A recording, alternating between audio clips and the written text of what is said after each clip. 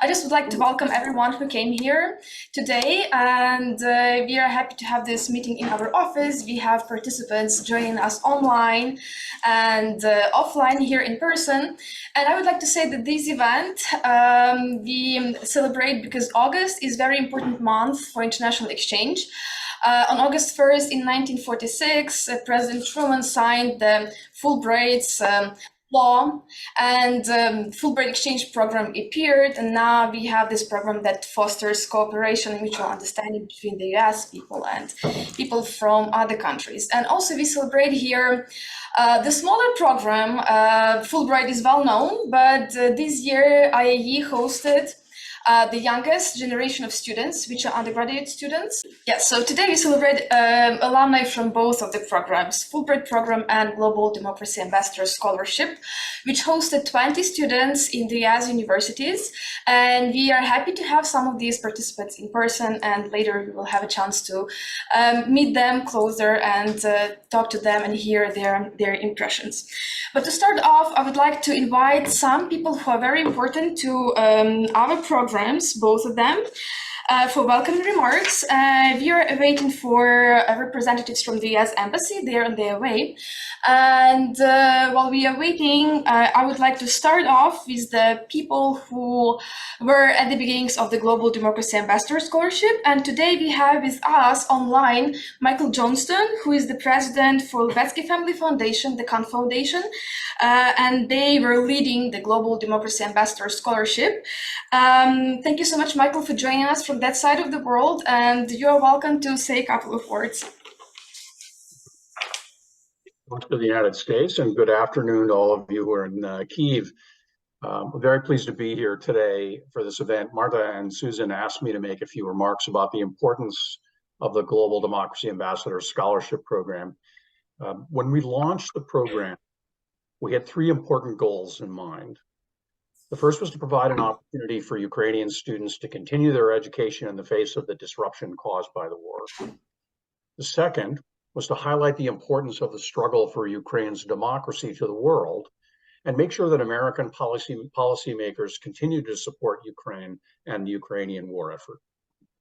The third reason may not have been obvious to most of our scholars, but perhaps it's the most important of the three reasons. The scholarship program is called the Global Ambassadors Scholarship Program because we believe that democracy is the only way to assure freedom to people across the globe. You see, anti-democratic authoritarian governments are on the rise. And the one thing that they all have in common is they don't want us to be free. They fear freedom. Freedom and truth are the two things that help citizens of countries across the globe pursue what is right and what is just against governments that only wish to enrich themselves and remain in power. There's an old American expression, and the truth will set you free. What anti-democratic governments fear the most for their citizens is for their citizens to see and to pursue truth, to understand the world in all of its beauty and wonder, and with all of its flaws. The very fact that our Global Ambassador Scholarship students are in a student exchange program, learning about other countries and pursuing unvarnished academic truth, terrifies authoritarian governments. You are representatives of all that democracy encourages and allows for citizens of the world. And your very participation here makes you democracy champions, because anti-democratic governments don't want their citizens to experience the truths that you do on a day-to-day basis.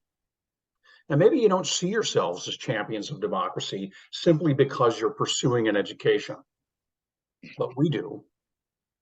Providing educational opportunities for students across the globe is the surest way to combat anti-democratic governments and assure freedom for all of the world's citizens.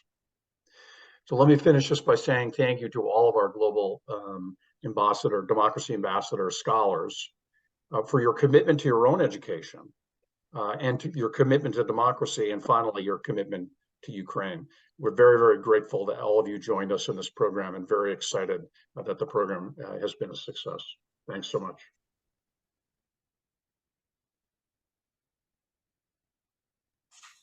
Thank you so much, Michael.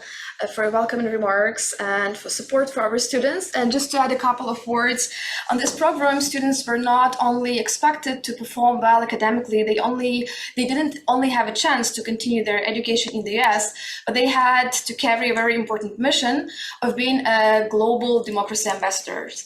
And the aim of the program was also to let them share the truth about what is happening in Ukraine and to share with their international peers on campus that democracy is fragile and sometimes you have to fight for democracy. It's not something that you are given for granted. And that's why this program was sort of similar to other exchange programs, but also a bit different, because usually when we go on exchange, we are ambassadors for culture. But in this time, the mission was even more responsible. Thanks again, Michael. And in this program, we had another valuable partner, which is Renew Democracy Initiative. And today we have with us, also online in video format, Ivan Mavari, who is the head of education for Renew Democracy Initiative. Well, hello to you, Global Democracy Ambassador scholars, and to the Fulbrighters who are present here today. I'm sorry I couldn't be with you, but it has been such an exciting time to have joined with you in the seminars that we did as we brought you speakers from the Front Lines of Freedom Network to speak about democracy and to figure out solutions on how we can save freedoms around the world. My name is Ivan Mawarire and I'm the Director of Education at Renew Democracy Initiative, for those of you that have never met me. I got involved in this fight for democracy when I stood up against the dictatorship in Zimbabwe, and we built a citizens movement that mobilized 12 million people to speak truth to power, and we contributed eventually to the removal of that dictator. At RDI, we really understand the concept of freedom being protected, not just in one place, but everywhere. And so when we saw what was happening in Ukraine and freedom and democracy being attacked, we knew that this was a moment for the whole world to get involved. Since then, we have been part of humanitarian aid worth millions of dollars that has gone into Ukraine. We've been part of putting together programming that communicates the importance of winning the war against authoritarianism. We even sent a team down to Ukraine and will continue to send more teams down just so that people here in America can understand why this fight for freedom is extremely important. We've been so excited to host the seminars and to give you an insight into what other nations are going through. See, that's part of international education. It's part of understanding why things that happen in one part of the world can affect how things are happening in another part of the world. And I'm excited that we have been able to help shape your understanding of the global perspective of this fight between authoritarianism and democracy. Our greatest hope is that as you go on from this particular position or this place where you are, you can continue to be on the front lines of fighting for democracy. No matter what career you choose, you can always continue the conversations, you can always continue the contributions towards defending democracy. One of the roles that you had to play on the different campuses that you've been on is the role of being an ambassador. You became the interface for Ukraine. Many people who did not either know what was happening in Ukraine or did not understand it were able to get a clearer picture because you were there to explain through one-on-one conversations, through the events that you hosted, or some of you through the articles that you were able to write. My hope is that some of you will make the decision to be part of civic society organizations, to be part of citizen initiatives that will help build Ukraine back again to where it needs to be and to be a beacon of freedom around the world. Once again, it's been a pleasure for me and for our team to be involved. It's been a pleasure for all the dissidents that have spoken with you, whether it's Sunny Cheung from Hong Kong, or Peter Bia Ajak from Sudan, or whether it is David Smolansky from Venezuela. We have loved speaking with you, spending time with you, hearing your questions, and questioning our own views and perspectives based on the way that you see things. Well, from us here again at Renew Democracy Initiative, we wish you the best. We hope you thrive, and more than anything else, we know that victory will come not just for Ukraine, but for the whole world. Slava Ukraini. Thank you, Ivan. I will make sure to say thank you to him. So RDI were responsible for providing our scholars with the online lectures with prominent dissidents across the world and who are fighters for democracy, who sometimes were detained. And they were providing inspiration, and they were a good resource to our students. And we are very happy and honored to have with us today Glenn Davis, Cultural Affairs Officer from Public Affairs Section from the US Embassy in Kyiv. Glenn, you're very welcome. Great, thank you. To leave your remarks. Let's just sit here. Good. So good afternoon, everyone. I am apologies for being late, but I'm very glad to be here today as a representative of the U.S. Embassy in Ukraine. Let me just start just talking generally about our relationship to Ukraine. The United States, members of the United States government admire the resilience of the Ukrainian people as you stand up against Russia's unprovoked aggression and defend your freedom, your identity, your sovereign territory, and the very principles of the UN Charter. As President Biden said when he visited Kyiv in person in February, I was here that day, and as we have said over and over again since then, the United States will continue to support you as long as it takes. That support, which now totals over $66 billion, includes military, security assistance, humanitarian assistance to help Ukraine, and it also includes support for educational and cultural programs like Fulbright.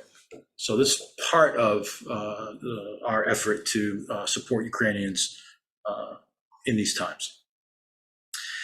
Despite the many challenges posed by Russia's full-scale invasion, the US government has maintained what we call the exchange lifeline for Ukraine. It's not been easy. We've gone through evacuations of the embassy. We've had our personnel located in different parts of Europe and in the world. And yet we have been able to continue the work because these programs are vital, because they foster direct contact between American citizens and Ukrainian citizens. You go to the United States and learn how our culture, economy, and society work. You see with your own eyes, right? No Potemkin villages in the United States. You also get a chance to talk about Ukraine, to explain your culture and your history, which many Americans don't know that well. And so it's important for you to take that opportunity to do that. Then you come back to Ukraine, right? So you're changed, you've had a different experience, and you try to help your own country to achieve its vision, right? And that vision of a free, prosperous, democratic country. It's a vision that your people, that you chose in 1991, you chose it again in 2004, you chose it again in the Revolution of Dignity, and you're choosing it again today. We understand that, we agree with the values, and that's why we are standing beside you today. So I don't want to talk for a long time, but I do want to just say something else, given sort of this audience, and provide some context for the panel discussions I know that are coming up. And I just want to give you these are personal reflections on what public diplomacy is. So I'm someone who is a former academic who became a US diplomat mid-career, as it were. So my understanding of it is maybe going to be a little bit more of an academic framing of what this public diplomacy does and why it's so important now. And I think it won't take very long. I think I'll just give these thoughts for your suggestions, and then we'll go into the full program. So diplomacy itself has existed for a long time. You can go back to pre-classical civilizations. There are like Hittite sort of documents and Babylonian ones. And mostly traditional diplomacy was a message sent from one ruler in one place to another ruler in another place. And the diplomat or envoy would carry the message. It sometimes is about war, peace, making treaties, sometimes marriages, sometimes about trade. Normally secret, right? So that diplomat would not divulge anything until it got to the actual other ruler, and then would come back and then exchange what had happened. That is traditional diplomacy. When you think about diplomacy, that's what you think of, and it still goes on today, right? So representatives of your government will go to the United States to have conversations with their counterparts in the military, in the State Department, other places. That's not going to go away. Modern diplomacy started sort of after the two world wars, because there was a huge change globally after those two wars. And that change has to do with how countries are organized. Because before the World War I, 1914, most countries around the world, and you can sort of draw a map of this, were not democracies. They were monarchies or they were autocracies. So power was concentrated in one place. After the First World War, the big empires kind of fell apart. After the Second World War, there was a huge wave of decolonization. So you have more countries, and the vast majority of them are democracies. And the key thing with a democracy is, if I ask you, who's the sovereign in a democracy, it's not President Biden, it's not President Zelensky, it's not the US Congress, it's the people. Right? So in democratic countries, the sovereign power rests with the people.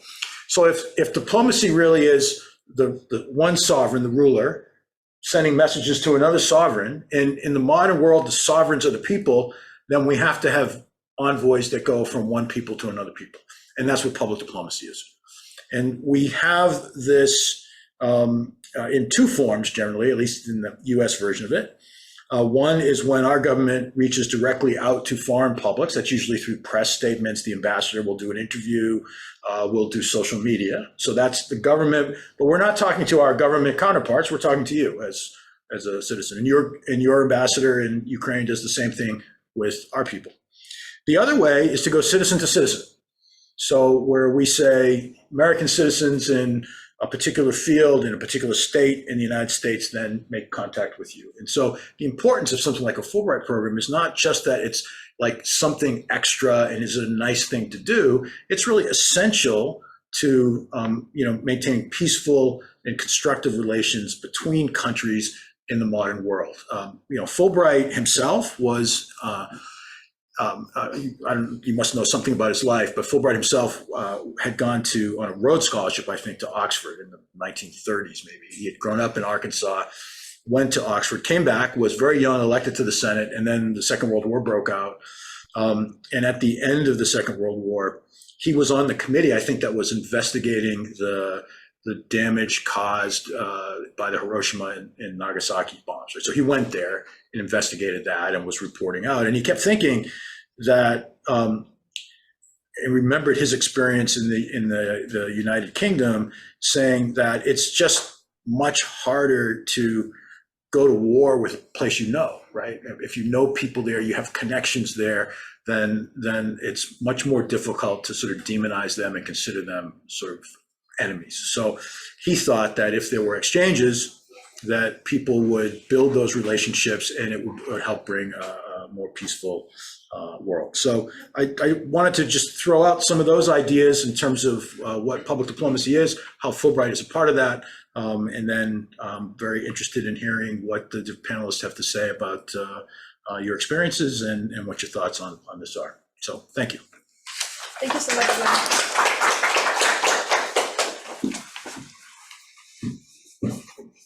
Sorry, not the setup. Thank you. And now you will have our final person who will deliver welcoming remarks. And that was supposed to be Jessica. Are we done? Hello. Welcome to our event today to honor our alumni of our inaugural year of the Global Democracy Ambassador Scholars. We also have in attendance today our alumni of Fulbright Ukraine, and our office, the Institute of International Education Kyiv, is proud to be supporting the GDAS Scholars, Global Democracy Ambassador Scholars, with Lubetsky Family Foundation, which is with us today as well, and our Fulbright supporter, the U.S. Embassy Kyiv and Education and Cultural Affairs of the United States of America. We are incredibly proud of the work that all of these students have accomplished this year. It is no small feat to cross an ocean during war, to be away from one's family and friends, and to take on all the challenges of explaining what's going on back home to those who may not be familiar with Ukraine and its history. So we commend all of these young individuals for their work, not only their achievements in the classroom, but also as diplomats themselves, as cultural diplomats, people to people, teaching and talking about their experiences at this critical moment in history. Ukraine has a long and very commendable, very exciting history of resistance to tyranny and authoritarianism, especially if you look at the period of the 1970s, the dissidents, the Vyacheslav Chernobyl, Vasil Stus, many names that we can list of mentors, of thinkers that have shaped not only Ukraine, but the world's ideas about what it means to form and fight for one's rights, for the rights of one's neighbors, for human rights universally. So these are the shoulders on which our students stand today. And we are also very honored to know and to have grown together as a community from these students' mentorship that they have received from the Global Democracy Ambassador Scholars co-chairs, who our leadership of this program, Daniel Lubetsky, has invited. So those include Gary Kasparov of Renew Democracy Initiative, Chef Jose Andres of World Central Kitchen, and Alexander Vindman, who is a U.S. colonel. So we're very excited and honored to see these figures, these leaders, also now taking an increased active interest in Ukraine. And we look forward at our office, IIE, to continue to be in partnership and support all endeavors as the years ahead rebuild Ukraine. And the students who are here with us today are taking an active role in that rebuilding. So we are also delighted that our Fulbright community, which is now over 1,000 Ukrainian alumni and 1,000 American alumni from our programs at Fulbright Ukraine, are going to also be a part of this wide fight for democracy. So we at Fulbright IIE Ukraine, going back to 1991 when our office opened at the fall of communism, understand very acutely the value, the importance, and the hard work that this really entails.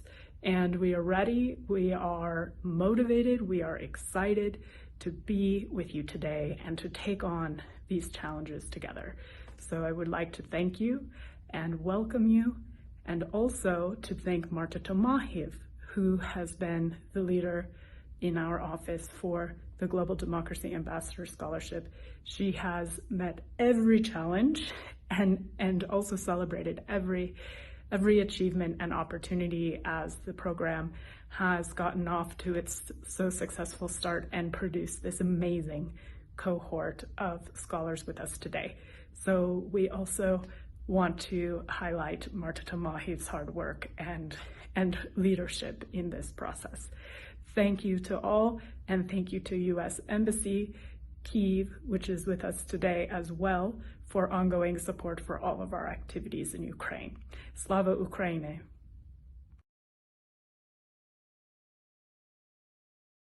and I was very excited to come back. I really missed home. I guess to the point of international, the question to why it's important. I guess my experience, and maybe you can relate to that experience as well. My experience was, especially with the full-scale invasion, that we as students from Ukraine, we had to be universal experts in everything, from the Budapest Memorandum nuances to the types of weapons we need, to the cultural appropriation of Russia, of Ukrainian culture, political economy, humanitarian action, etc., etc. We had to know answers to all the questions. So that was my experience. It was inspiring, but it was also pretty damn hard to know it all and to follow the news and to have the answers to all types of questions and to be able to adapt those answers to the people who are asking. If we're talking with those who support nature and stuff, we need to present one type of an idea. If we're talking to the people who represent the left part, we're talking about the same stuff, but just like in different words. So that was kind of interesting, and I guess a lot of people could relate and still can relate to that. I was lucky to be a student at the University of Maryland in College Park, so I was really close to DC, to Washington DC, and just a couple of months ago, I was at the Air and Space Museum, and there was that like an exposition of different air types of weapons, and I saw F-16, and we still need those F-16s, but at least now I know what it looks like. So I was like, my friends and I were like, oh yeah, we need that. Okay, so this is how it looks like. So that was funny. But like going to another side of the story, Ukraine is still my experience was that Ukraine is still very underrepresented in the US academia.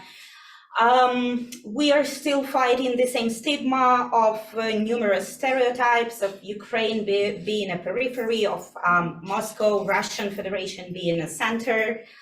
We were lucky to witness the great job of our predecessors who pushed hard to, for example, Metropolitan Museum of Art in New York to rename Kuinji as a Ukrainian artist, not a Russian artist. Then Degas painting of Russian girls dancing that were not Russian girls, they were Ukrainian girls dressed in Ukrainian dresses. So we were lucky to see that, but still we are underrepresented. And I believe that, in exchanges, support this representation. And maybe that's my, again, experience, but I feel that Ukrainians abroad, in academia especially, we still have this imposter syndrome that, there are people who know better, people usually from the global north or Western countries know better, and we listen to what they have to offer. Right now, I feel that there is a shift in that. We believe more in what we know, in what we experience, but being able to be part of the conversation makes a lot of change. And this is what we witness right now in this, 10 years, but right now during these 2 years, I feel that it's getting more and more, it's faster, it's way faster. And we see these numerous examples that we were saying all along, but now, unfortunately, we have examples of that. And being able to represent Ukraine from abroad with those communities, that's what Fulbright gives us. That's what Fulbright and IIE and Department of State, all people who are involved in that, that's what they do. Thank you so much, Yana, for your input and for your reflections. Maria, so you were on the exchange program before the full-scale invasion. Yeah, I was luckier in some respect. I mean, I was there from 2017 to 2019. So when I came back, it was when COVID hit first. So I came back to Ukraine in a very different context, and America's changed a lot in these 4 years. So much has happened politically. On the societal level, they had their own revolutions of small and bigger sorts. There have been so many calamities on both sides. And when the war started, I mean, I have been keeping up with all of my connections I've made when I was lucky to be in the US for the Fulbright program. So when the invasion started, I had people from the US write to me and ask, how can we help? Because thanks to the program, I was there to make those connections so that people listen now. People want to hear my input, and that's where I think the imposter syndrome doesn't have to hit, because when there's no warm connection, you don't have to convince you are worthy of listening to. And one of the few things we've done is I've been in touch with the Department of Film Studies of English, where I studied in North Carolina, and they've had a series of films added to the actual program they teach. Professors on personal level have volunteered for some projects for Ukraine. I had friends collect everything from helmets to food donated to particular organizations in Ukraine. And on bigger institutional level, I was lucky to have an internship at the AFI Silver Center in DC too. I did it for the Edmund Muskie program, which is also available for the Fulbrighters who are going to the US. And the connections I made there were even more important for the sector I work in, because right now I'm a film programmer for GDAS International Documentary Film Festival, and also work with a few film festivals worldwide. It was very important when the war started that people in DC and other places, they could hear about Ukraine not only from the traditional news outlets, but also through culture. To see that we are presented not only as an object in the struggle, but that we have agency, that we are actors of change, that we have talent, we have voices, we ought to be heard. So we've put together a program of Ukrainian film that ran in DC for a month, and there were also some donations collected through the program.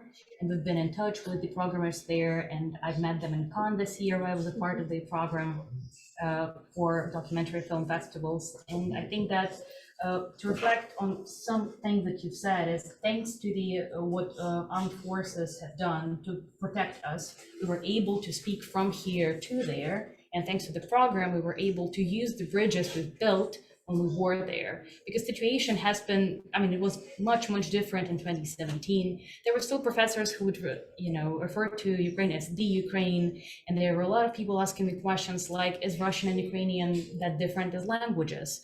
Nobody really knew any Ukrainian poets or filmmakers, so I had to be the first point of contact for them. But it's also been an immense privilege, because then I get to spread the message that is relevant to me. I get to be the voice that says, well, yes, Ukraine has agency. We have been around for a very long time. Russia had no input in making us as a nation, and I can tell my stories and answer their questions. And there are really no stupid questions when it comes to educating people about your culture, because there are so many cultures in the world, and nobody has the time to keep up with everything. I don't know about all the American affairs, but I still try to, keep tabs on states where my friends live, where my colleagues live, to just be in the context. And that's what a lot of people in academia have been doing too. But, when you just have a limited amount of time and you want to study the region, people, what do? They go for Russian as a language, Russian as a culture. It's big, it has the most impact, let's just study that. And highlighting the importance of the democratization of processes in the country that are now independent, that now have agency and the support of the Western world for a reason, I think it's very important, because then we can keep on destabilizing the system that's not working, like the Slavic studies. The way they were organized all over the states is not working anymore. They can't be Russocentric if they want to be a part of the global context. And that's where we step in, because we can provide academic, but also personal input. The connections you actually make on the way, not only your professors, not only the people that you work with, the study with in your group, just random people you meet, you probably do make impact on how they see the world later. Because when Ukraine is something as a concept, it's very hard to be compassionate towards the concept, no matter how big the atrocity is. But when you are there on the ground, when you hold meetings, when you go and volunteer, it was one of the most beautiful things I think I've experienced there. When you go volunteer at the church or at a humanitarian center, meet people that are out of your academic bubble, And then you get to talk to people of different backgrounds. You get to touch their worldview. And sometimes the questions really were ridiculous. And I had to tell them, yes, we do have electricity and running water has been in my home since I was a kid. Or, you know, when I went to Malaysia for the first time, it wasn't for the program, but as a cultural ambassador in a different program, they were asking if Ukrainian was that different from Spanish, because from people in different parts of the world, Ukraine is very small. And especially for people in the US, we are as big as Texas, and that sounds impressive to some people in the US, but not to all of them, because we're still a small part of the global world. And if we are there to represent our context, then we become stronger as a culture represented worldwide. And the next time a Ukrainian student comes to North Carolina State, people will say, well, yes, you come from Ukraine, not from the Ukraine. And they will say, well, yes, we know that your language and culture is different and important. Tell us where you come from. And it's not just because of the terrible news headlines, like, you know, Mariupol, Bucha, Zaporizhzhia, terrible thing that have happened there. It will also be through other ways of talking about us as a living, breathing nation that has its aspiration, that has some goals that coincide with American goals and some goals that do not really go hand in hand with what they want for us. So I think that, yeah, international education is still extremely important, even more so, and people now are even more ready to listen, because it sounds terrible, but the war got the curiosity of the world up towards us, towards the product we can put out there. And also, just speaking technically about, you know, the market, because I work with film.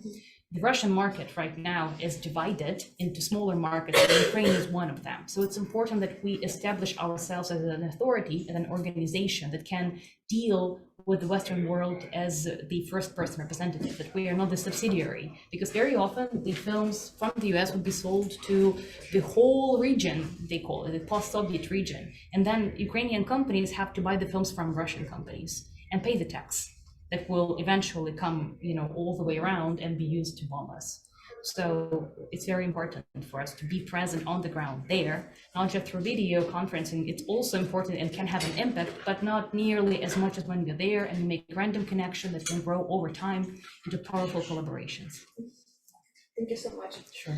We'll later, if you have time for this session, I'll have another question for you about the tools for ambassadorship, because you have such a vast participation in many projects. But right now I would like to invite Liz and later Anne to discuss the same topic, the importance of international education. And maybe now we are going to talk more about international education and democracy ambassadorship. Because when I asked this question, that now we've got so much experience in Ukraine that we can share this with the world. And what I found appealing in the program that we were running with GDAS, that our students, they were coming not only as recipients of education, but also as someone who can share from Ukrainian perspective how to fight for democracy and how hard it might be. So well, that would be my next question to Liz at first. Again, Liz, you have been working for so many years in the sphere of international education, and before the full-scale invasion, now you continue doing the research. What are your perspectives on this? I think there are really multiple levels that we need to think about when we think about international education and how it relates to democracy. And I'm sorry if I'm going to be repeating some of what colleagues have been talking about. I know that we overlap in our thinking on a lot of different points. So I think that first and foremost, really, we have to understand that the biggest added value of international education is really putting yourself in an environment where you're encouraged to critically reflect. And this is crucial, especially in the Ukrainian context, because we have to be critical about the environment where we live in and the environment where we are educated. Unfortunately, we still do have a very strong post-Soviet legacy in our education system more broadly that does not encourage critical thinking as much as it is necessary overall. I think it ties back very well to the point that Yana was making about our certain colonial dependencies where we still tend to look into imperial centers or to the global hegemonies for some kind of best practices or best knowledge. And that is very strongly driven by the fact that, unfortunately, we don't necessarily have enough knowledge about ourselves. right? So when we talk and when we think about the international education, I think we should understand that this is an environment where we are given a space to critically reflect about our own perspectives. How much do we really know about where we come from, right? How many times over, the last year have you guys read Kostomatov? Because he was writing quite a bit about the challenges that we are facing today back in the 19th century, right? So understanding the context of where we are coming from is an incredibly important contribution that international experience brings into our lives. But it also helps us to understand the world better. And this is also a crucial part for Ukraine, because coming from this place of insecurity and centuries of provincialization, we do tend to be Ukraine-centric in many contexts and in many situations. And this is a very apparent, especially, of course, with our conversations with the colleagues from the Global South, because there are a lot of challenges for us being Eastern Europeans. Despite all the horrific experiences that our nation has been through, we still don't have really enough information, and we're often undereducated about all the challenges that people in the Global South have experienced and how they are seeing this world from their perspective and based on their experiences. So I think that, that aspect of critical reflection is really something crucial that brings us to this opportunity to be not just a well-educated professionals, but to really be globally competitive, world-class professionals in our fields.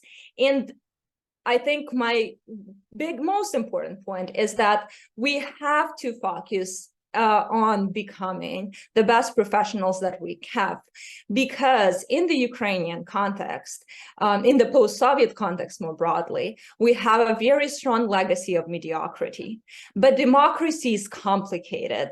Democracy is very hard to run. Democracy is so much more challenging, and it requires so much more expertise compared to a totalitarian state. So we have to really strive to be the best versions of ourselves in order to make this work, particularly in such a multicultural, complex, and traumatized community that we have in Ukraine. And that's where I feel like, sorry, I think I'm getting an echo. Okay. So that's where I feel that, the power of international education really comes in, because it really allows us to become not only, very well-versed about ourselves and about other people, but also become very aware of the fact that we need to be professionally the best versions of ourselves in order to contribute to developing our democracy and in order to make it sustainable. So I guess, I'll just leave it at that. And then if you have follow-up questions, I'll be happy to address them. Yeah. Thank you so much, Liz, for highlighting this very important point.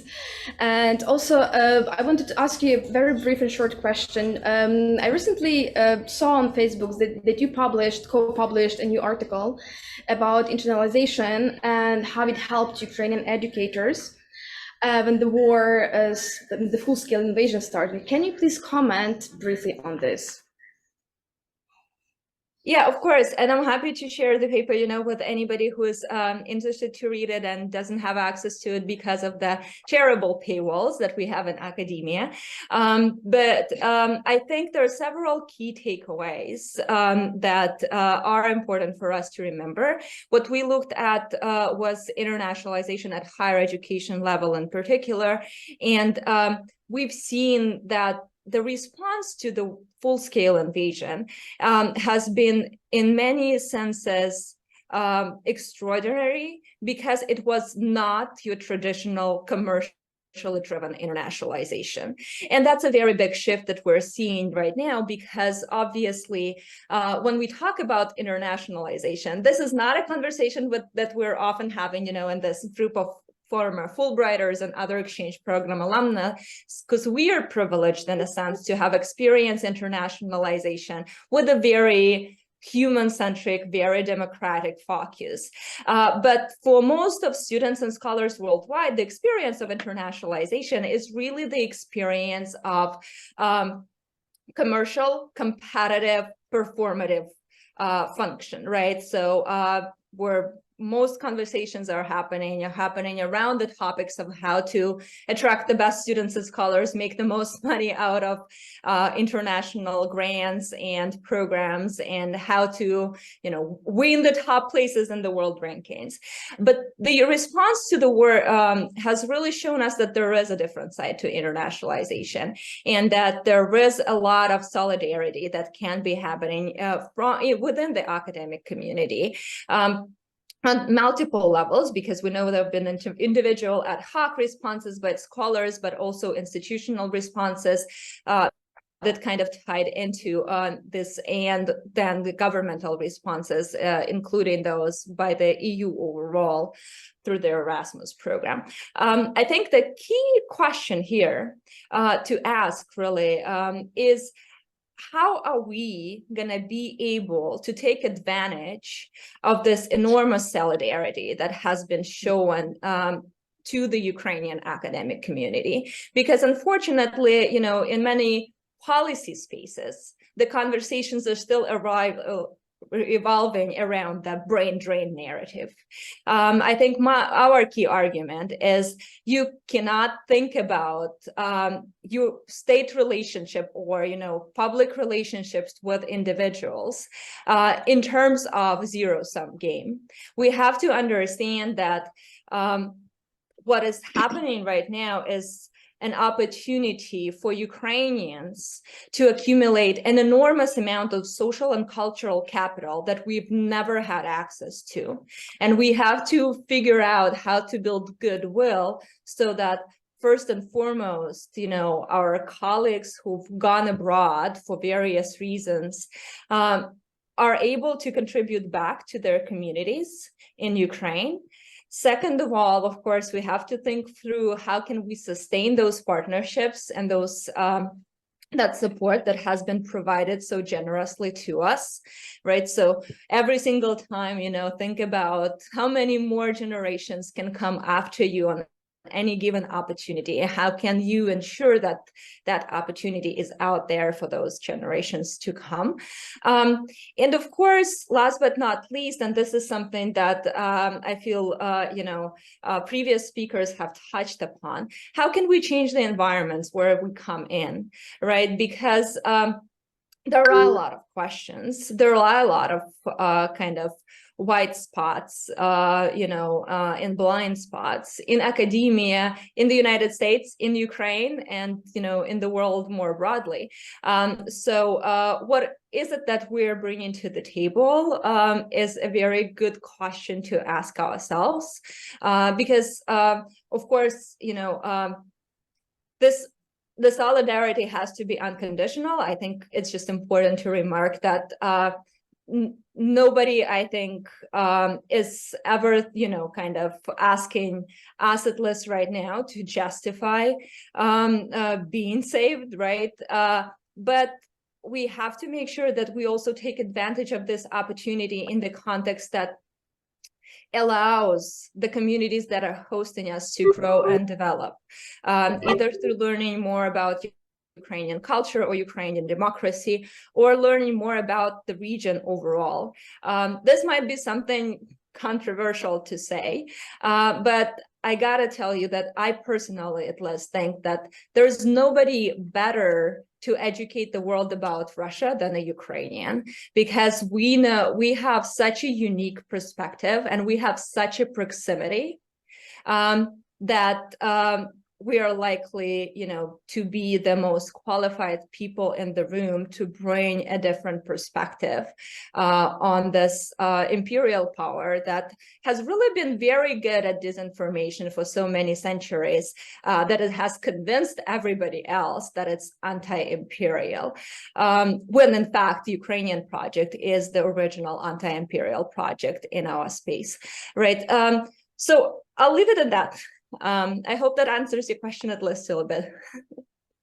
Thank you so much, Liz. And you actually ended on a point that I wanted to extend to the next speaker. And I would like to invite Anne to say a couple of words about the fact that, yes, Ukrainians are the best who can advocate for themselves and who can teach the world about what Russia does.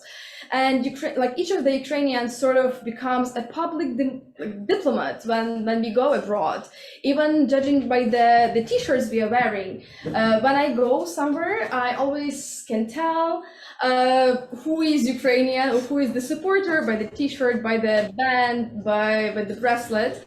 So Anne, I would like your input on how can we, each of us, become a better public diplomat when we go on an exchange program.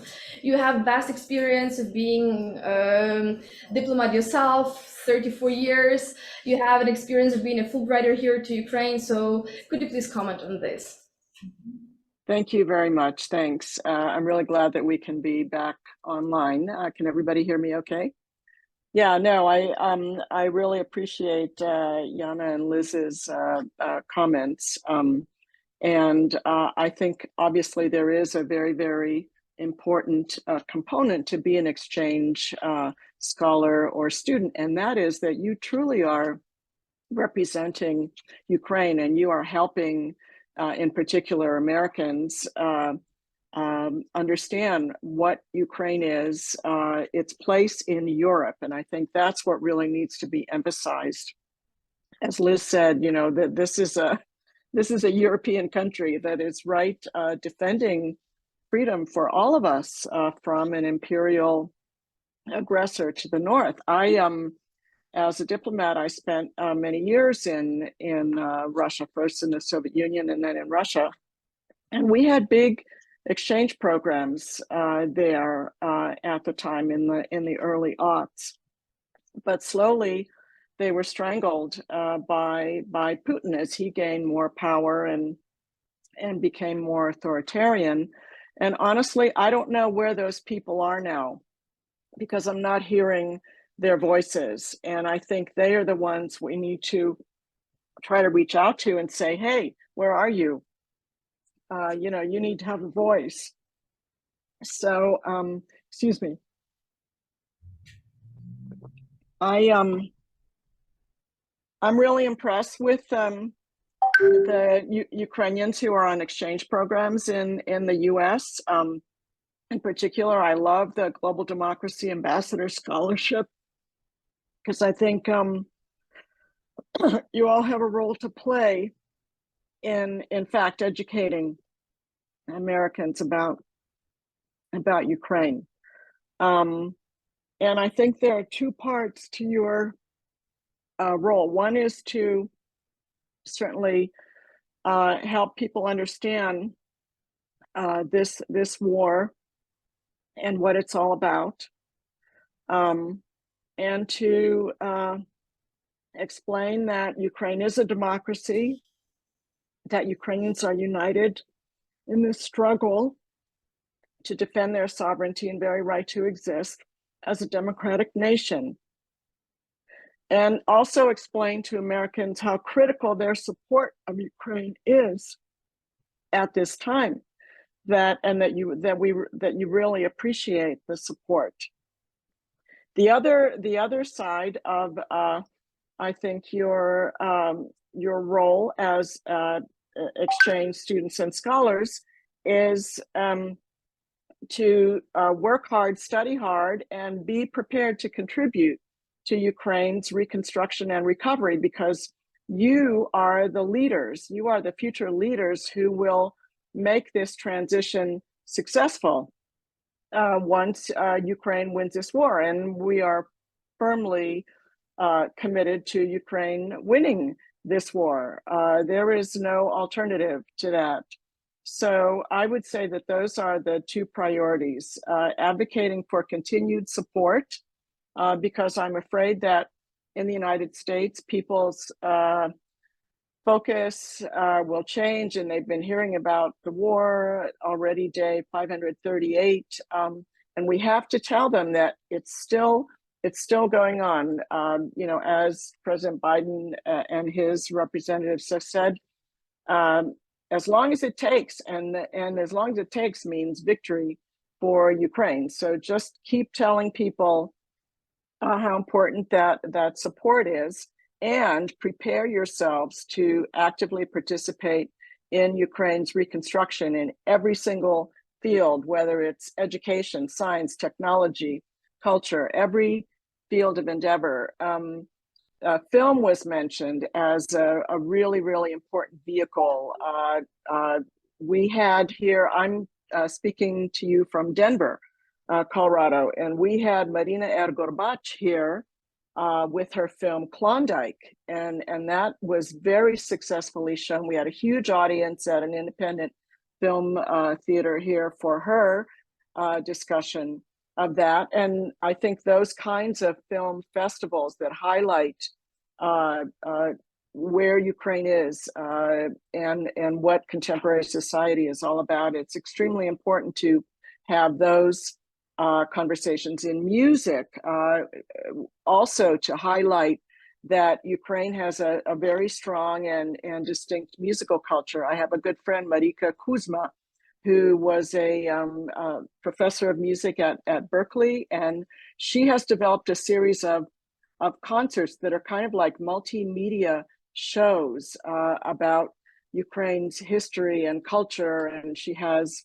fabulous singers, a group of about 12 singers, and she now has shown that in the San Francisco Bay Area and also in New York. The recognition of the anniversary of the original Carol of the Bells and at Carnegie Hall was something that the Ukrainian Institute organized, extremely successful. So those are the kinds of ways I think that all of you can think about making Ukraine's culture and history better known to American audiences. Sometimes I feel like I'll start a presentation by in fact showing people how large Ukraine is on a map, because it's something that I think people need to be reminded of. So keep up the great work, everybody, and stay positive and optimistic, and know that you do have an important role to play. So I'll stop there and welcome any questions. Thank you. Thank you, Anne. Yeah, thank you. I just wanted to make a note. I'm sorry, I know that we are running out of time, and to the point of Anne here. I guess we all talked about the importance of international education, but what we didn't mention is that international education is also being weaponized the same way as food being weaponized by Russia, the same way international education is being weaponized by Russia. And I had a first raw experience in that, seeing how as soon as the cohort of Russian Fulbrighters came to the US, they started chatting with other people, and we, in every region of the US, we have our own communities like WhatsApp groups with people all around the world. And as soon as they arrived, they started asking questions on how to get a 2-year waiver rule. I mean, that was like their second week in the US. In my second week, I had no idea where the grocery store was. In my second week, I was still figuring out my library card and my classmates, etc., etc. I was trying to enjoy and understand where I am. They were very aware of the fact that they are in the US, and they are still very aware of the fact that they want to stay here. And that was what that was just like last year. I know that the same thing is happening right now. So it happens that we have Ukrainians all around the US, and these Ukrainians are in these chats, and they are seeing these conversations. And we are just, we're just, I think it's important just to know that I don't have an answer to the question on how we stop it, on how we prevent weaponizing education. I just know that it is happening right now, and unfortunately, we are not talking enough, I think, about it. That's it. Thank you so much, Yana. That is a very, very important point, because we know that the role of exchange programs is to teach us something, and we can teach people to the exchange to whom we are going, then we are coming back, and we have this 2 years rule. So we are supposed to and expected to give back to the country. And sometimes we have these narratives when it's not happening the same way. So this is unfortunate, but thank you so much for returning back. You are very good and very good example of many people who came back. Exactly, but I'm talking to you It because doesn't, you're presenting. for us, it doesn't work unless you come back, right? That's Exactly. the entire purpose. So, and we've had issues with in countries where if most exchange students don't come back, then the Congress shuts off the funding lines. And, so much better in all ways to come back and continue. Thank you so much. And I just got a message from Liz, who also wants to add to this topic. We are running out of time for this session, but I would welcome Liz to add. Yeah, I'll just make a very quick remark to follow up on what Yana and Anne has been talking, because I certainly agree with your points. I think they're all very important. I think we just have to be, again, aware that there are limits to the opportunities of international education. International education is not a magic pill, right? It's not going to solve all the problems in the world.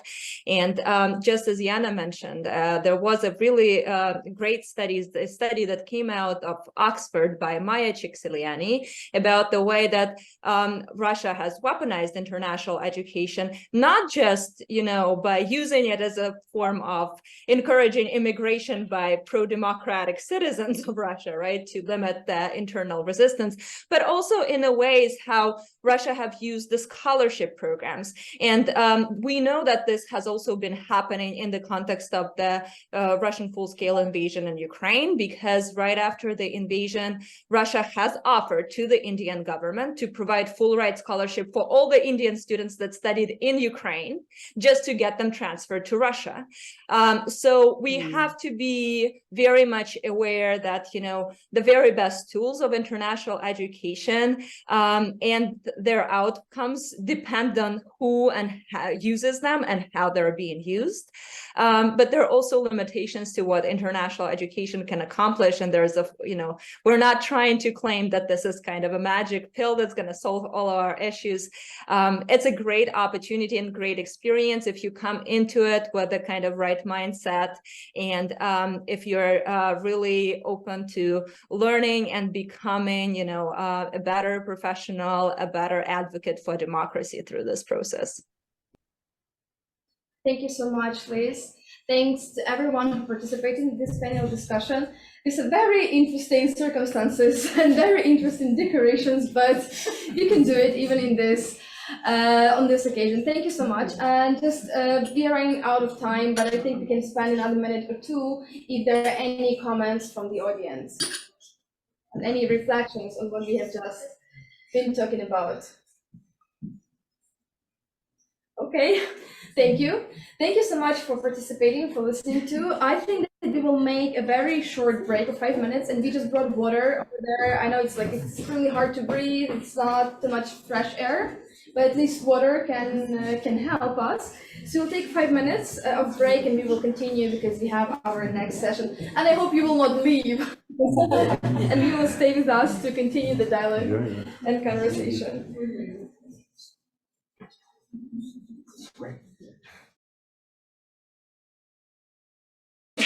Welcome back, everyone, to our office. So we made through the air raid siren. We are alive. We can be back, and we can continue our discussion and conversation about international education and its importance. And the second session is called The Year of Ambassadorship. And we quickly touched upon the topic that the character of exchange programs before the full-scale invasion and after full-scale invasion might have changed the focus a bit. And today we have at this panel people who were on the exchanges, either both before the full-scale invasion and after, or after the full-scale invasion. And during this session, we are going to discuss how it felt to be there in the US when Ukraine was fighting back actively, how it felt not to be at home, and what skills our program participants got to come and serve Ukraine better. And I would like to invite Pani Natalia Kamnikova to speak first about this aspect. So you came back to Ukraine and you do such an important job. You are CEO of Veteran Fund. How the US experience helped you and how did it equip you to serve Ukraine now?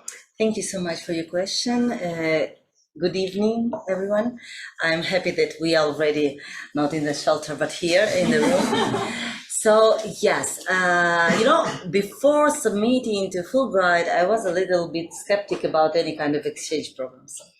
Because, you spend such a lot of money to bring one person to another country, and okay, what another one person may bring back or bring to that country. But my program was expected to start last year, and I was already in charge of Ukrainian Veterans Foundation. We were established 3 weeks before the full scale, so it was just a brand new organization. Veterans have a huge expectation about our activities. We are providing grants for veteran-owned businesses, as well as for non-profits. We are doing analytics about veterans' needs and everything around veterans, as well as communication campaigns and so on. So I postponed my program. It was a long time to make it shorter and so on. But then being in the States, it was not so easy, really. When you are there while the fight is here, you feel like you are in the wrong place. And it is depressing very much. Even you have a lot of things to do during the day and at night when it is a day in Ukraine, because still all the things are happening here. But I was doing my research that was dedicated to female leadership in the military, as my previous job was a gender advisor to Land Forces Commander, and I'm absolutely sure that female haven't played still the main role in the war, and female leadership is one of the key of our success. And I absolutely believe that female leaders in the army are already providing a lot of enriching, the culture, enriching the operations, but it is not enough for the moment. At the same time, I was looking to opportunities, what I may bring to veterans community in Ukraine. And while the veteran community in the United States is huge, they have 19 million of veterans. So you can imagine, but the percentage that we will have will be even bigger. So at the moment, we are expecting 1.2 million of veterans after the victory, and together with families and families of fallen, the population will reach up to 5 million. That is more than 15% of the current population that exists in Ukraine. So I just came to veterans organizations that told me, okay, guys, you need to do something for your brothers in arms in Ukraine. Because, they are in fight, they are fighting for democracy, they are fighting for the values, this same you were fighting for. You have enough resources, and in Ukraine we have we don't have resources at all. I cannot say it this way, but the resource, it is a big competition where to redirect all the resources. And so I talked a lot about women in the military, and I talked a lot about veterans. I was talking the Department of State, the CSO, USAID, NED, Institute of Peace, so all these think tanks, and also the American Legion, the VFW, the Wounded Warrior Project, TAPS, and other organizations who are veterans organizations. So by the end, we are having a group of United States veterans coming next week to Ukraine to participate in International Veterans Forum that will be held here in Kyiv. And this week they finished to register a new nonprofit that is named US-Ukraine Veterans Bridge that will be dedicated totally to provide expertise, experience to Ukrainian veterans community, because this will be an organization, veterans to veterans, and Ukrainian veterans organizations are linked to them. So I have done this before leaving from the United States. I thought, okay, I have no time. We need to make very strong commitment before I leave, because when you leave, You are not already there, you cannot push people so much.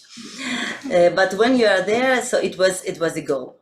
And they already registered, and we have a lot of plans to have meetings or working groups of veterans, Ukrainian and veterans of the United States here, and Ukrainian veterans will come from the front lines, because 70% of veterans are back to the army, and those who are more active, so heads of veterans organizations in Ukraine, are on the front line as well. So they are coming, and we will make these meetings to make kind of white paper, what Ukrainian veterans are expecting from the society, from the government, from international allies, so from anyone who may, pay back to the sacrifice they are doing now, for not only for Ukraine, it is about international security. So it is a very wide perspective, the things that our veterans are doing. So, and backwards, the things that I was running my project in University at Buffalo,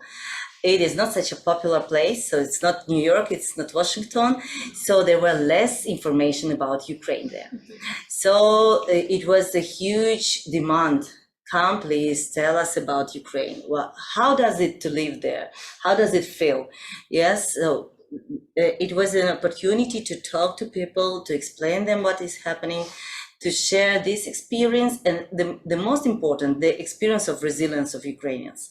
Because I was also invited to a business conference that was named Business Under Pressure. And I told them, okay, guys, you don't know what is business under pressure. Yes, and I shared with them the experience of Ukrainian companies they didn't know if Ukraine will exist in a couple of days, but they continue to pay taxes in advance. That is absolutely, people cannot imagine how might this happen. It's not kind of business approach. They were helping the army, they were helping civilians, they were expanding and starting to do business in Europe and other places. So this is the way how Ukrainians are doing, and this is the thing that we should share with the world, because we are absolutely good in crisis. We are not so good when crisis is going out, but in crisis we may teach and share this with the world. So we continue now to communicate. My organization is continuing communications with United States counterparts. 2 days ago, we had also a call, for example, with the program of MCHAM, hiring our heroes. So it is a big program that is dedicated for hiring veterans, military families, and families of fallen as well. So these are the models that we would like to bring to Ukraine and adjust them, because for sure our landscape is different, but to use the best lessons learned already, because we don't have time.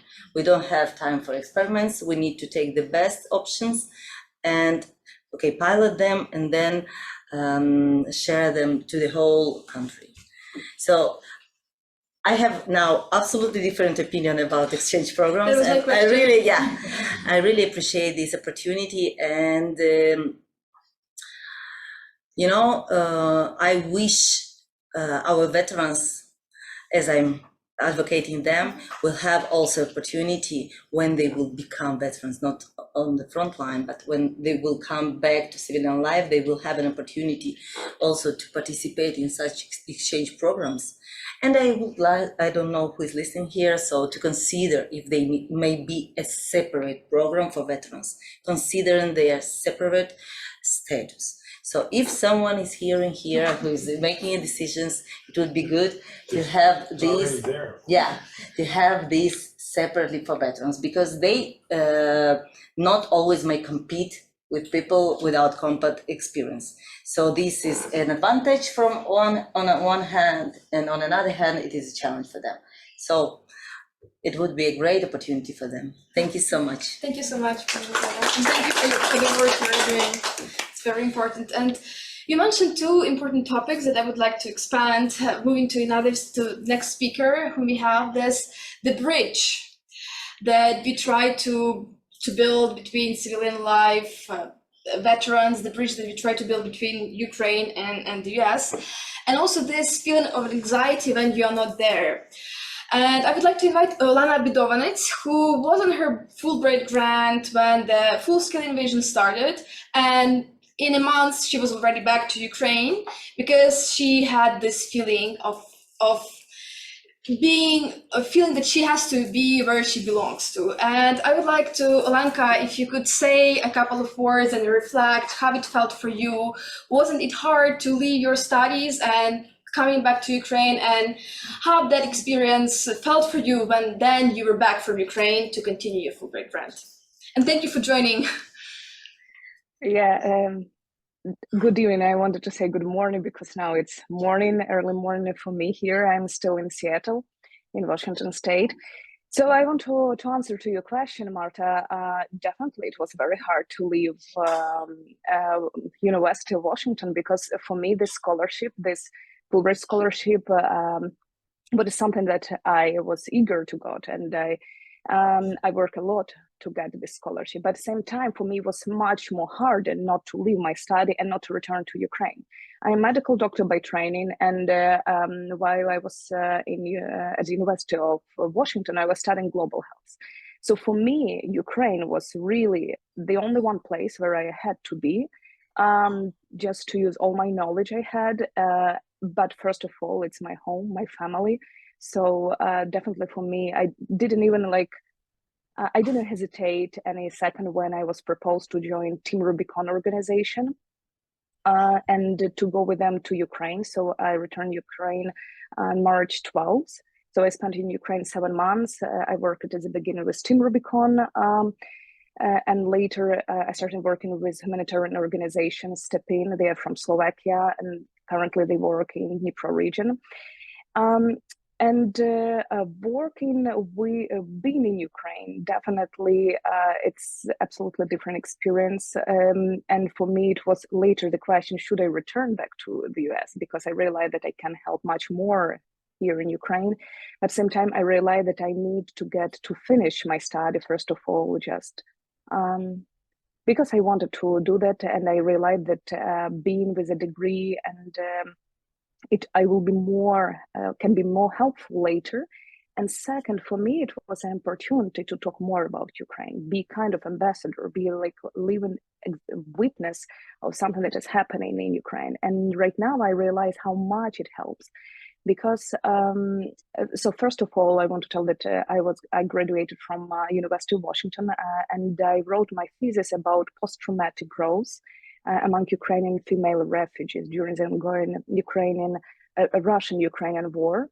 And later it helped me to connect with Boulder Crest Foundation.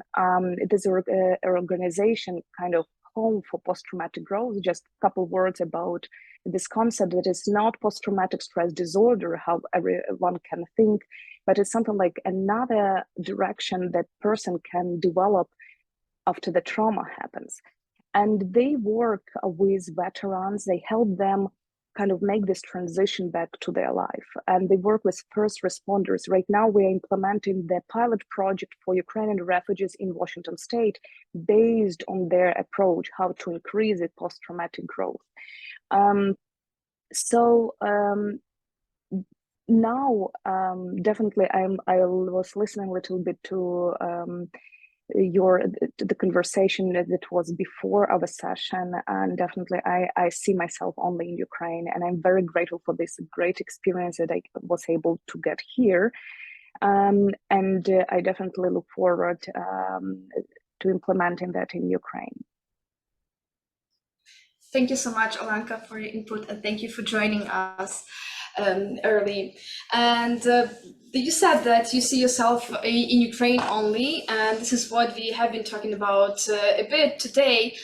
And we have here with us the youngest population that the IIE worked ever with, because usually they work with master's students. We have undergraduate students who are alumni of Global Democracy Ambassador Scholarship. And we have two Anastasias who came back from the program to Ukraine, and we have Maria who will continue her mission in the US. So I would really love to hear from you, because you came to the US after the full-scale invasion. So we were in the midst of Kyiv at 4, which was empty, trying to make sure your visas are on time, for which we are very grateful to the embassy. So how it felt when you went to the US, you were interacting with your peers, you had to talk more about Ukraine. What about people of your age? Do they know about Ukraine? How did it feel for you? Can you share? I would start with Anastasia's section. Sure. I guess while studying in Ukraine, I just got so used to constant blackouts and raid alerts that when I came to the US, it truly felt like a different universe. I felt like there were two parts of me. One of them was still in Ukraine, and the other one was with me in the US. And I was trying to combine those parts together because when I applied for this program, I knew that I didn't want it to be a break from a full-scale invasion. I had one goal: to represent my country, to represent Ukrainian path for democracy, and represent my region. I think the most important tool that this program equipped me with was that now I'm able to initiate a dialogue between different people with different backgrounds, different stories, because I think it's so important to debunk myths and break those stereotypes. As someone who witnessed the start of the war when I was 10, and as someone who was forced to leave Kyiv when I was 18, I think it's just important to share your story with other people, because it's obvious that we're different, but hey, we have one thing in common. We have democratic values that we want to fight for, and that really unites us. Thank you so much, Anastasia. Anastasia, please. Yes, and good evening, everyone. And I also want to support the thought of Anastasia, because when I moved to the United States, I felt that my mind is still in Ukraine, and I kept like scrolling the news and also checking what's happening in Ukraine, what's happening with my relatives, because they were still in Ukraine. I also felt a huge responsibility because now I'm representing Ukraine. I need to talk about it because of the ongoing war. So I implemented few events about Ukrainian culture, and I understood that cultural diplomacy is our main weapon when we talk with international community, because they are a bit for example, when they asked me what's up, I also started talking about like what's really happened in Ukraine, about bad things, about bombings, and they were shocked. And the next time they didn't want to start the conversation because it was not like so comfortable for them. So I understood that we need to talk with them with this soft power. So I organized the exhibition and issued diplomas that revealed the stories of 36 students that were killed in Ukraine. I also organized the event about like workshop about peace and car making, and also told the stories of our fight for democracy, our culture, and our values through these events. And also, I felt a huge responsibility in my studying, because it's a huge opportunity for me to bring this knowledge that I took while studying in the United States back to Ukraine. And also, we had a really valuable opportunity to talk with attorney, Ukrainian lawyer Masina, who brings the topic that Ukrainian students who are studying abroad, they are lucky, but they also must be really responsible for their results in education, because we will lead the nation and we need to take as much as we can from this opportunity and bring it back to Ukraine. So yeah, I try to speak as much as possible about Ukraine, and especially I try to speak about the revolution of dignity, because and events that happen, like wars that happen in Ukraine now, because young people are fighting for our democracy. And I try to tell the world, my relatives, my group mates, about everything that happens, and that young Ukrainians, they are fighting for democracy, so you need to support us. So yeah, and I will also continue to engage students from Ukraine to participate in such programs, because it's a huge opportunity to keep talking about Ukraine and to keep Ukraine on the top of agenda. Thank you. Thank you so much, Anastasia. Maria, I will come back to you. I just want now to switch to Yana, because Anastasia mentioned a very important point about being a voice abroad. And to me, Yana now is a very big voice in Ukrainian media, because if you watched her reporting from the front line, that is really heroic to me. But also, I know that you were there when the full-scale invasion started, and you had to hang in for another half a year before you come back to Ukraine. So I'm also curious about your experience and that contrast that you went through in the US, and now when you're back, aren't you afraid? Being back? No, doing what you're doing. Wow. I guess I wouldn't do that. Yeah. But let's start with the American experience. Yeah, so I was there when the invasion broke out, and I guess a lot of you were the exchange students, and you know, like, how stressful this experience is itself. And then you have to deal with, as I guess Yana mentioned, you need to find your grocery store and a lot of stuff to adjust to the new life. And then you have this. So yeah, previously, I guess all of us, we were thinking about local stuff, about our university. And now we had to become a fighter. Everyone actually, everyone uses this word, an ambassador, right? And that was, I would say, a huge responsibility. I guess we weren't able to just sit down and thinking only about the stuff we have, the problems with the university. We had to turn into fighters.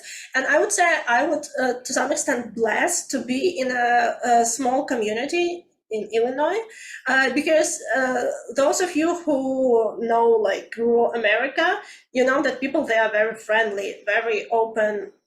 That was my experience. And when all this started, I felt like people wanted to help me, wanted to support in any possible ways. And I think, like, I was blessed to be in America, because I know you guys also may have some friends in Europe. It might be challenging to some extent, knowing all these Russia relationships. In America, like, if you've been to DC, you've seen all those flags. I think so. I went to Europe a few times. I've never seen so many flags around the Europe. So thank you, DC. And local community, yeah, it was kind of great, because first of all, we reached to our dean, and he made a statement. He made a list of places where you can donate. Then we organized a rally, and local newspaper helped us. They published an announcement.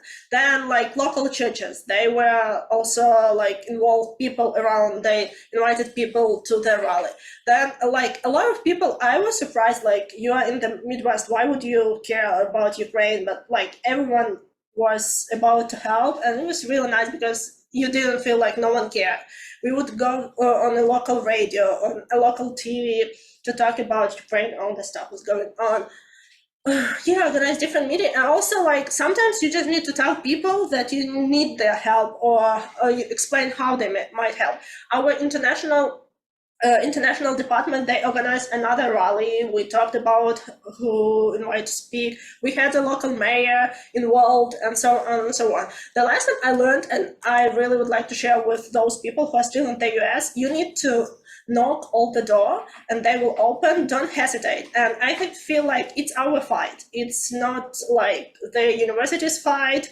It's not like the State Department's fight. It's our fight, and you need to try. Like, just, it's a huge responsibility, but I guess no one else would do that.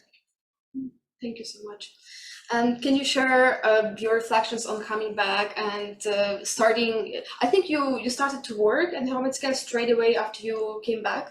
Yeah, I guess I had the same feeling as Elena did, because the war, when the invasion came out, it was difficult to stay there. I was also considered to come back, but then right away. But then I decided to finish my program. So it was in February. My program ended. I graduated in May, and then I decided to come back.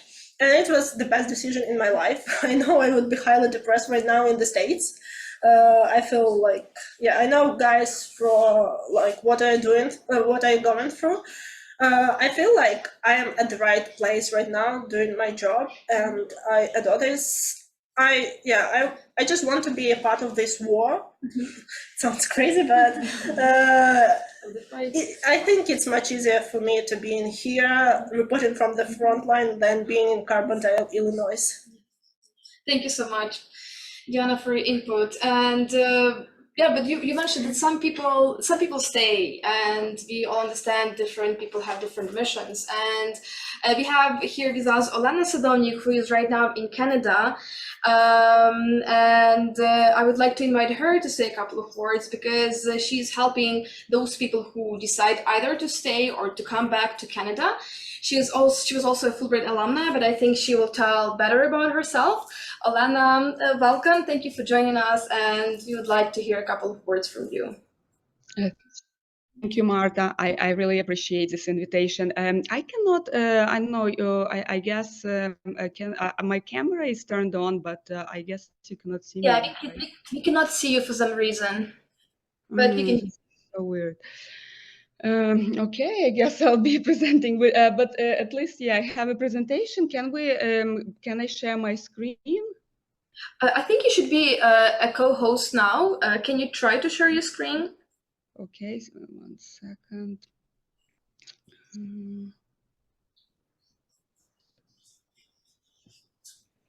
Share screen. Yes, I should be.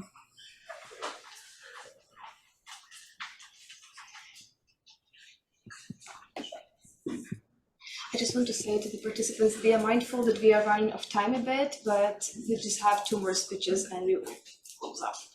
So I hope we are understanding and staying with us. Yeah, absolutely, Marta. I understand. It just how would you propose to do it? Either I can try another computer, which will take me like 30 seconds, or maybe if you could share some slides, because since. You know, Olena, I would suggest if you can just continue the conversation, because with all the air raid alert, we are already a bit tight on time. And let me. Okay, yeah, then I'll do. You know, this will be a real communication challenge to. Let me try to show your presentation, because I have it here on my computer. So we can at least have these input just a second.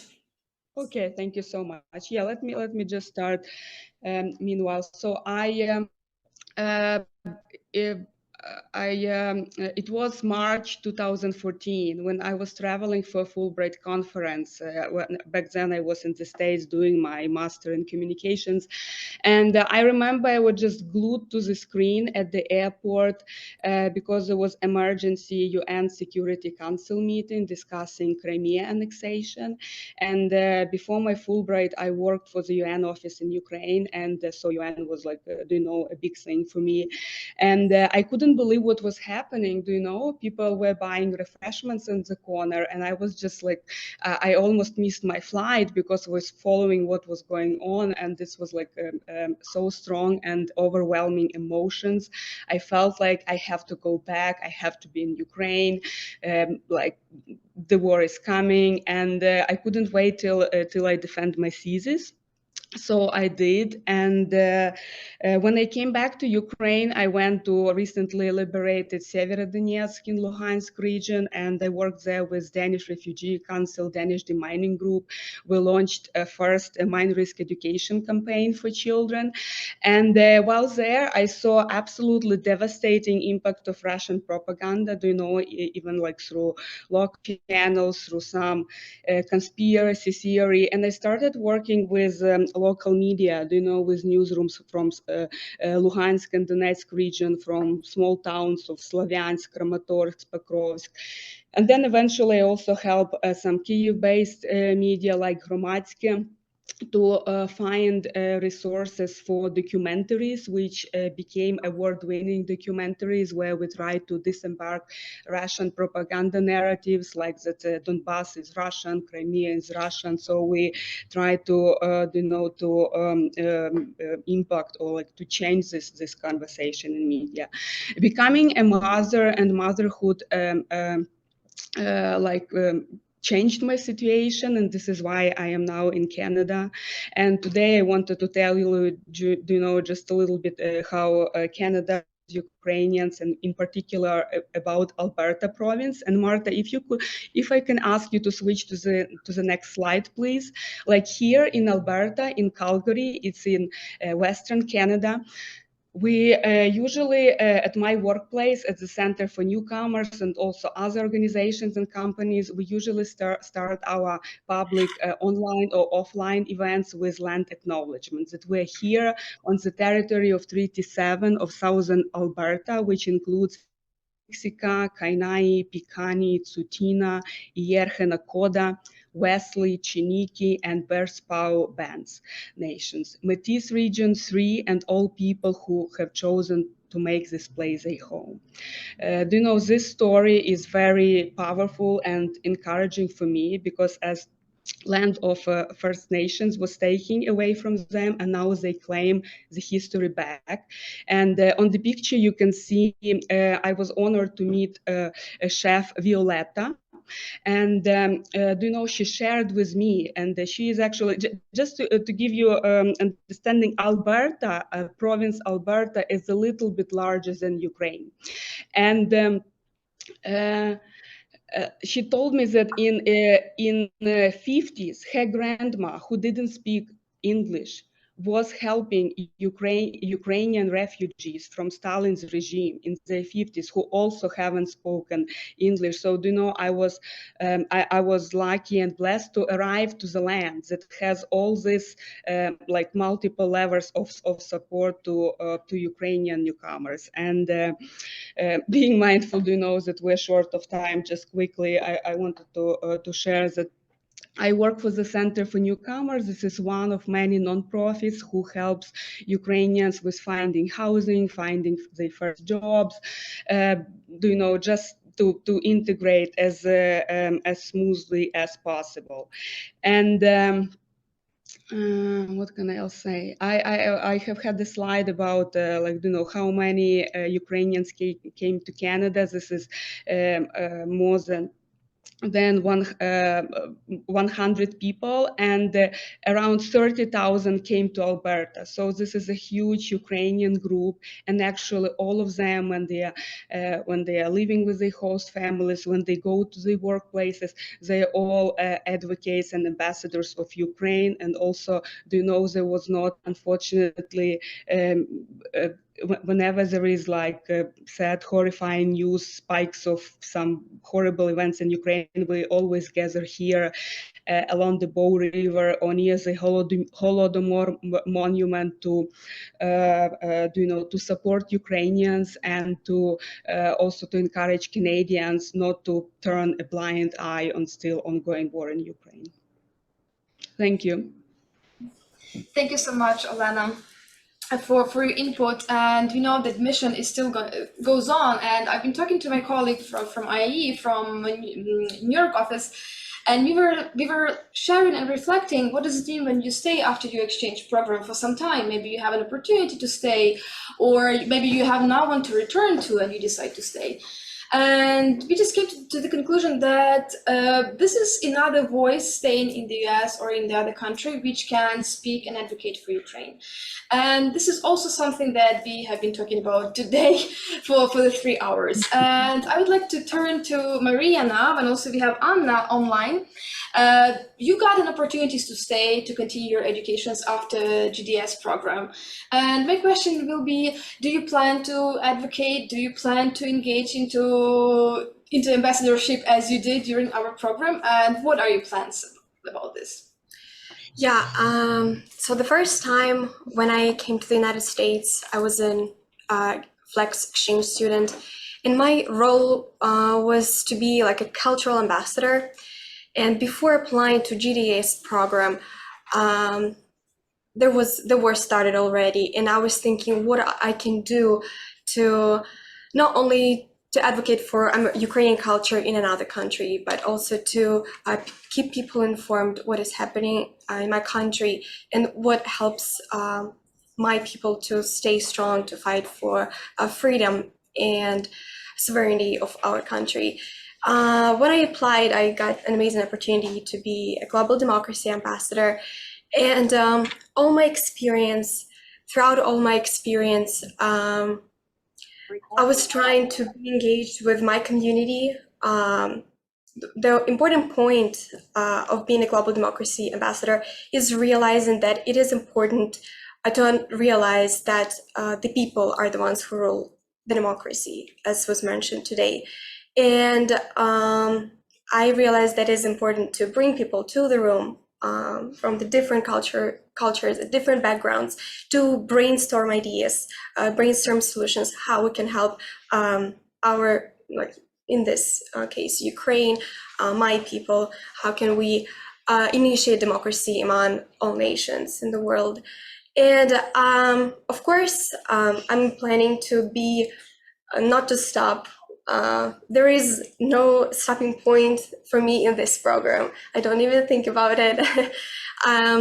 I have one more year at the college in the United States, and I'm going to be already joined a project along with an American dairy farmer, and we distribute the cheese, and we I help like with all this distribution of the cheese, and we do like fundraising for Ukraine, and so after the program, I plan to be still involved in this project to help Ukraine who are still in the United States and who are still in Ukraine, of course. I've got an amazing opportunity a couple of days ago to go to IIE Kyiv. It's a couple of hours from here. And I went to church and talked to people what was happening in IIE Kyiv, because there was like a hot spot the first month, and I realized that if I want to help Ukraine, I need to come back and look at the problems, talk with people, to immerse myself in everything that is happening. Even if I wasn't here, I need to be here in order to understand how I can help and how we can help. And I hope that after the program, our project will not be only a project, but we will transform ourselves into like a nonprofit organization, and we would be able to be like a bridge between Ukraine and the United States. And by making this bridge, we would help not only Ukrainians, but also Americans to understand how Americans can help.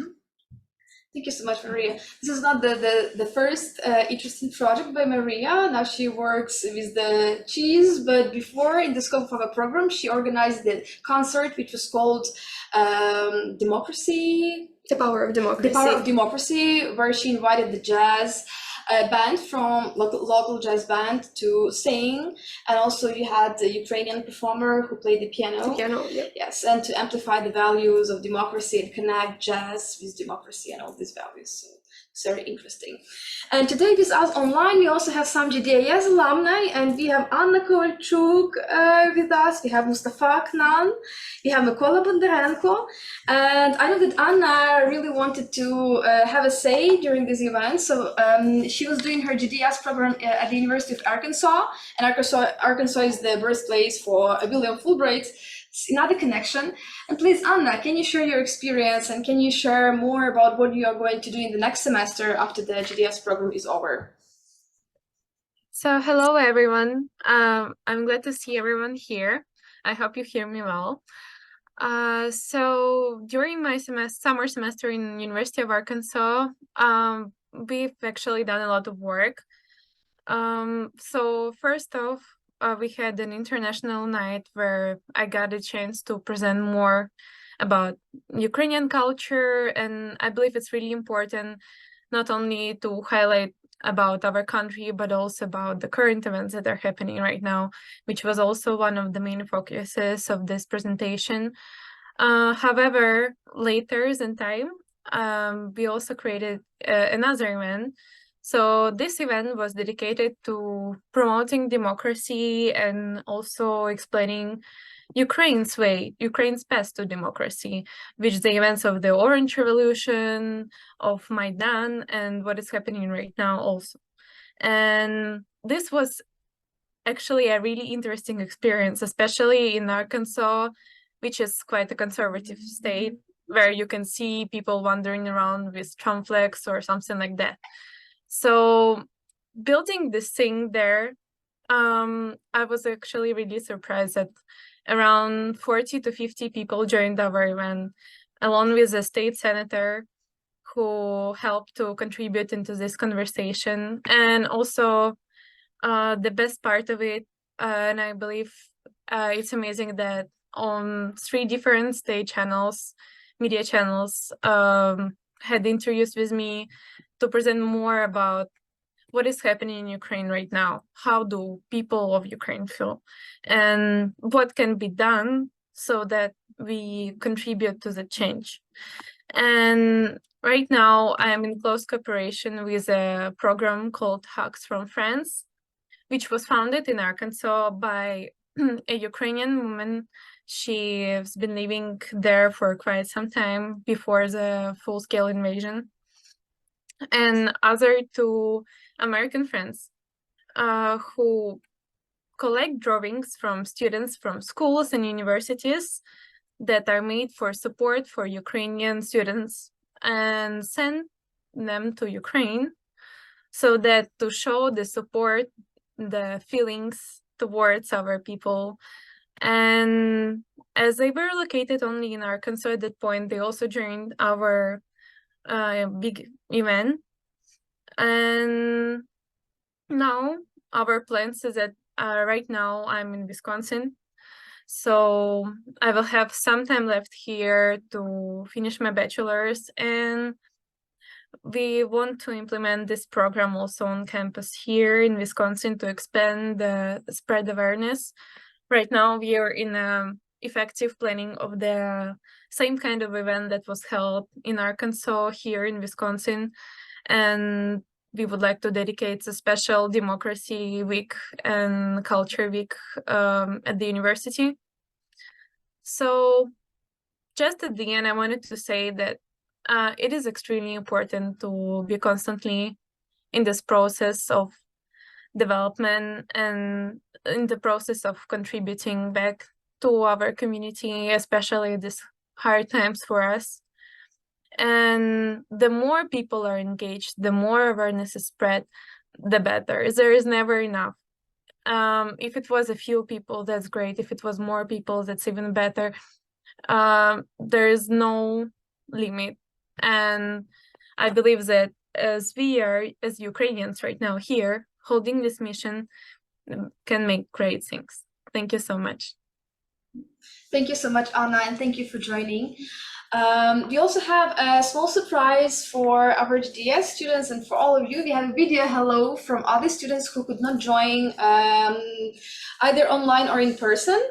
I'll just require 4 more minutes of your time to watch this, and they say their highs and that they would like to be here with us. Hello guys, I'm Mark Vodini. I'm a senior at West Virginia University. I'm deeply thankful for being a part of Global Democracy Ambassadorship Program.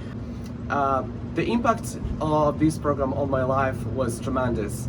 I got to speak with top lecturers in the field of foreign policy, advocacy, and human rights. The main highlight of the program for me was attending the Heroes of Democracy Gala and having the guided tour in the United Nations. That was the best.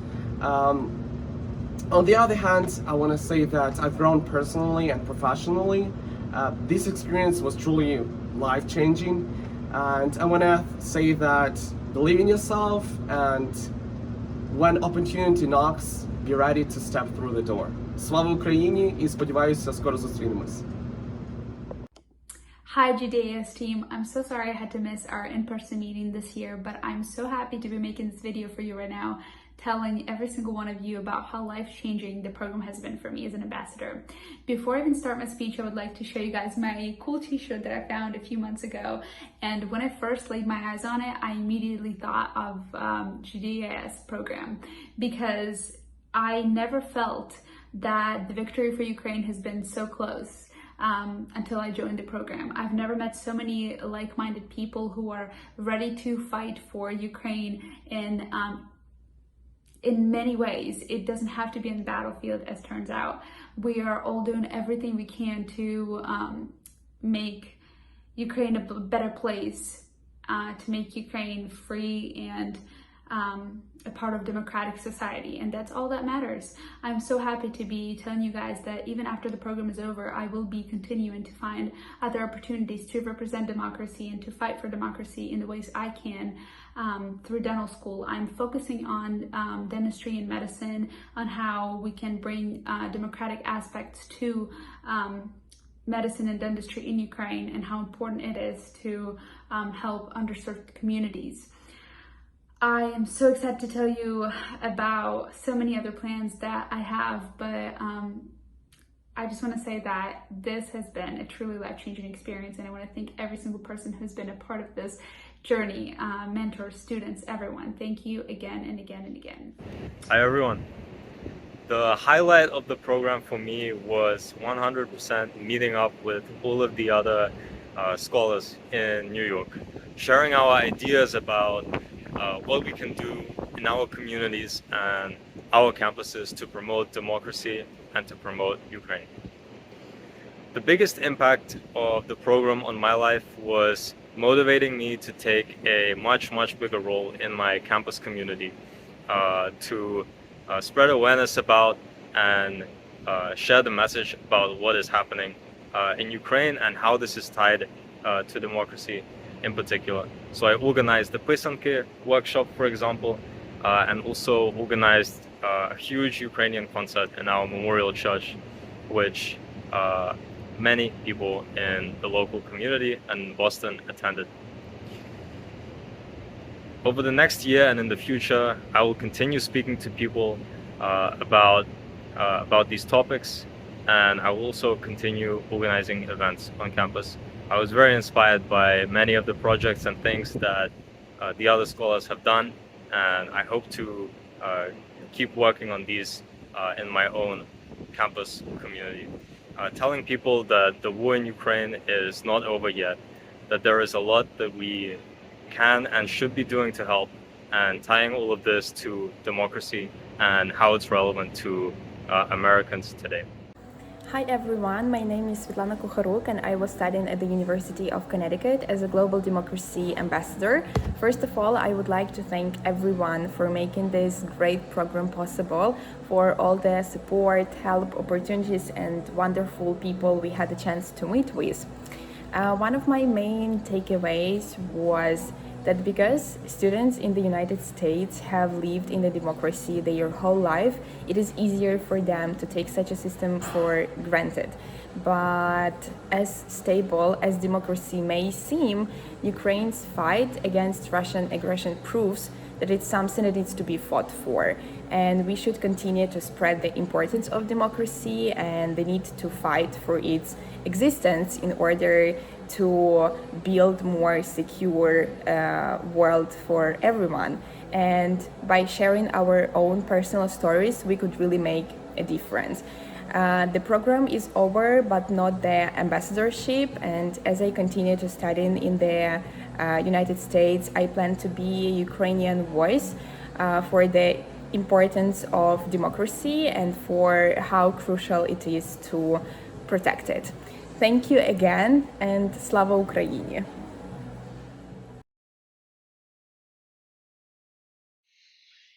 And besides these students that we have, Maria, Anastasia, Mishanchuk, Anastasia Starchenko, Mark Podinay, Darena Zaitseva, Ostap Stepak, and Svetlana Kukharuk. We also have students in our cohort: Oksana Hirchak, Mustafa Aknan, Mykola Bondarenko, Alina Kolpakova, Evgenia Mikhnovska, Anna Kovalchuk, Olga Polishchuk, Alisa Rotova, Andrei Umansky, Andrei Lyutey, Anna Andriana Onesko, Vlad Sajin.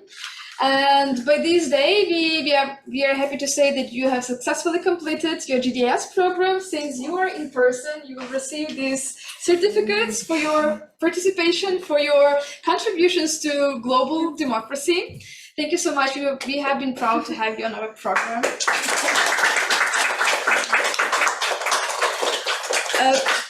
All the rest, dear ambassadors, you will receive your certificates through the email. So this is the disadvantage of not being present in person. And the second announcement that I would like to have today, before I say big thanks to all of you and to all of our speakers, that today we have with us Mariam Verdan, who is coming on her Fulbright grant, and she has her birthday today. So thank you so much for deciding to spend this day with us, and we hope that you got inspired through all the stories, and you will bring your voice to the US and come back, and next year and 2 years we'll be welcoming you as alumni too. And on this note, thank you everyone from speakers from panel 1 and panel 2 for making the big chunk of today to spend this with us. Due to very challenging circumstances, we've never presented with such a scenery before and background that we had in the shelter, but this is the history and we are part of it. And we hope that this conversation will continue during our informal reception that we will have for another half an hour or an hour, how much time we have. We have some pizza, we have some refreshments. So we do hope that you will stay, and we will bring this conversation ongoing to the same room. We can breathe in, breathe out, and just talk informally and continue sharing our reflections from the program. So thanks everyone. I will send another email with thanks and gratitude to each and every of you who have made it, and thank you for being with us today and for being our community in which we can share, be ourselves, and most of all be Ukrainians, and continue this all together. Thank you.